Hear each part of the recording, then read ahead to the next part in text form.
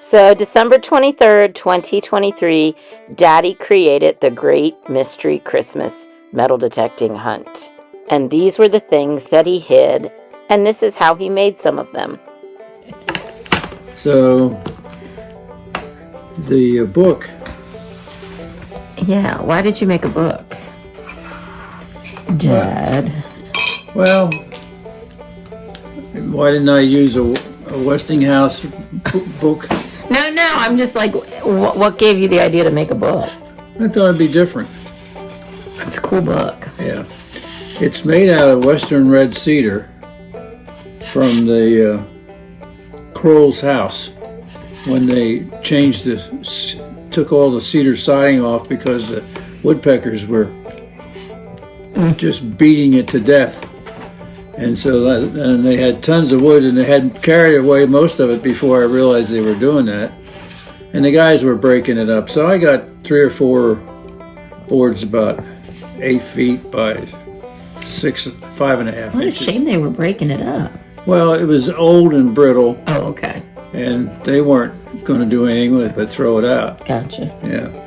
So this was one of those pieces about 3 feet long that I split into 1/4-inch pieces, and then it's soft, and so I lined it, I edged it with white oak, and then because it's thin, to put hinges on, I added pieces to put hinges on, and then there's a piece on the back because we have T-nuts in there for the stainless screws to hold it. The stainless. And so that's why we have the book. And I thought it would be just kind of neat to start it off and said the hunters have this special book for their special hunt. I love it. Yeah. And of course, these are just wooden letters that one of them moved a little bit, but I thought that was okay. It is. It's super cool. It makes it. Yeah. It is a neat idea. And it certainly is handy. Yes. I mean, it's light, and it's like, okay, here's the book. And there's all the directions. And all the directions. Clues. Yeah. To the first annual Yarnell mystery hunt. Turn right. And go bottom of the driveway. Turn right. Proceed towards the Parker sign. What's the Parker sign? I know, that's the boat sign over on where this corral is. And you turn to your right again by a small dogwood tree. Okay. And that's the detecting area. And I have additional ideas for any more. So the book Watch, there's a little screw under there. Oh yeah. From your pile.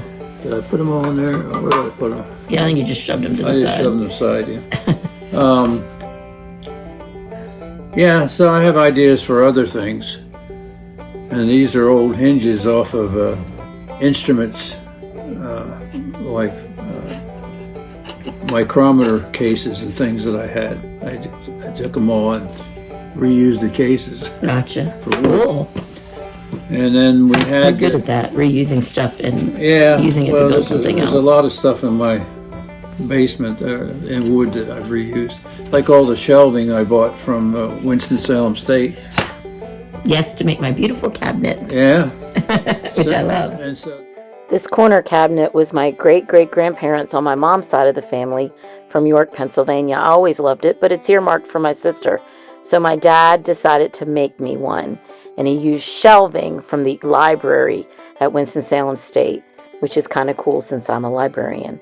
It's 80% the size of the one that was the original one made by Rupt in York County, Pennsylvania. And so this thing, I mean, we had all these good things, I think, but everybody liked what we had. Oh yeah, it was cool stuff. And then our neighbor... they're not in very far. Yeah, Frank and Pat, he had some special piece, which to make as like a finale gift.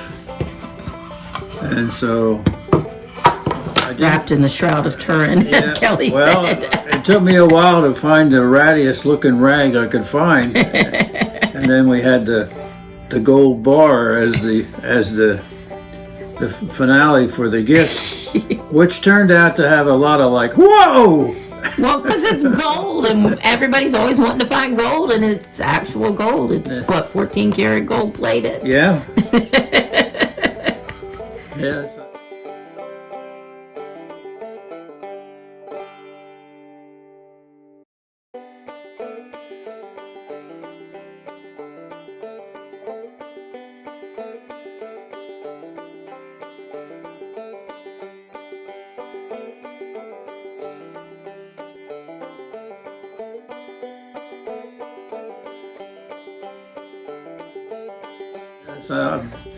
So I decided to make. I'm always telling my daughter that when she's detecting in the area here, I said, make sure you find the rebel gold.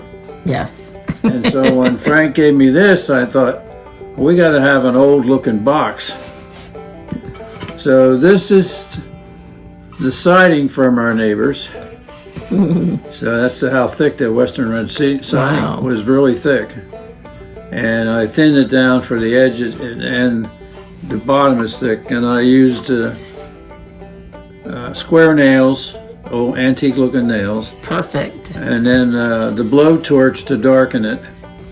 So it's almost like when we're digging up Civil War stuff in the fields from the camps, and all the nails, it's because they were in boxes and things like that, right. that deteriorated and disappeared but left the nails behind. So maybe 30 years ago, my wife was up where her mom was, and there was a farm having a sale at their barn. Up near Jacobus, Pennsylvania. Yeah. And she bought a bunch of lumber for me, and I still have a wagon tongue that's 4 by 6 by 16 feet. I haven't used that for anything yet. But this board was part of a packing crate. It was the same thickness, and it was maybe 30% bigger, and it was for the fly catching strips. It was a box, probably a gross box, and it was shipped. And this was the picture of the fly, kind of. And the real words were the famous fly catching. And then down here it said what the company was, but that was broken off. So I thought, well, heck, that'd be a good lid. So. How old do you think that box was? From the 40s? Oh no, it was probably 30s or 20s. Yeah, cool. Because the pile of lumber had been in the barn. The woman said she could remember it in the 30s. Oh wow. Yeah, so it was like the a wagon would break and they'd break it down and replace the boards, but he'd always stack all the stuff in the barn. So we had the box, and we had the thing to wrap it in, and we wrapped it up, and so that when you opened the box, you were forced to unwrap it to see what it was, and then there was packing to keep it from rattling. And so it is heavy. It's 3 pounds. It's 3 pounds, and when Adeline found it, she went to pick it up, and she's saying, "It's heavy, it's heavy." And I stuffed it mostly into a rotted stump. So it was basically not on the ground, but sort of in the ground with the little end sticking out. But with the size of that piece of metal, it was easily detectable. So, and I'll insert a clip here to show you the digging up of the box. Yeah, and so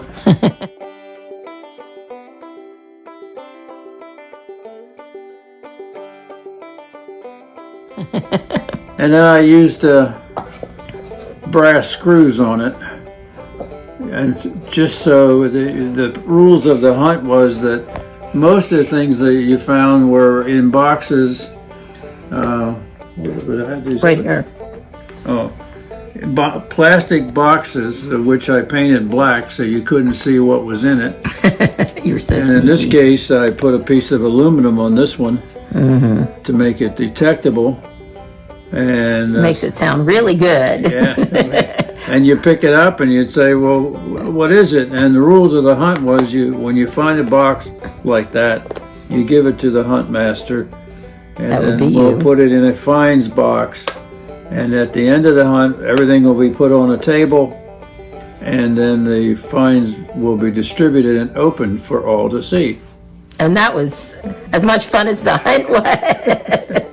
And I thought it was that way. Now, we did have, 3 things? We had a railroad spike from out west on Yes. an old railroad. Yep. We had a horseshoe from my wife's grandfather's blacksmith shop. Right. He used to keep a supply of used shoes on hand because people couldn't afford new ones, and he would then resize them and shod as necessary. And then there was The pickaxe. ads. We said it was an adze, but it really was a pickaxe. If it didn't have the one part on it, it would have been an adze. Because it had the 2 ends, it's a pickaxe. Okay, well, that's really what I said at the first. Yeah. But I found that in the old wagon road on our property.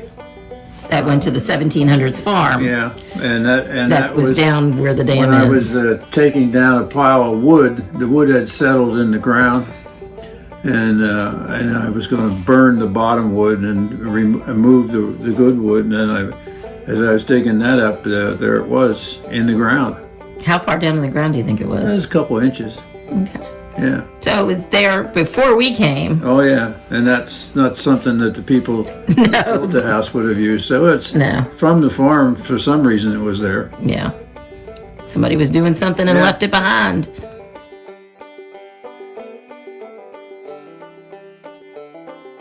So the box was pretty good. Yep. I had rubbed a little dirt on it, and I decided, no, I'm not going to do that anymore. So I decided to then use a torch on it. You do like to take your torches to stuff. Yeah, so it came out good. Sweet. And then my daughter has found part of the rebel gold. That's awesome, Dad. Thanks. Thanks for watching this video with me. Come back for part 2 next week. Like and subscribe and comment on this video. And follow me at Lucky Duck Digger on Instagram too.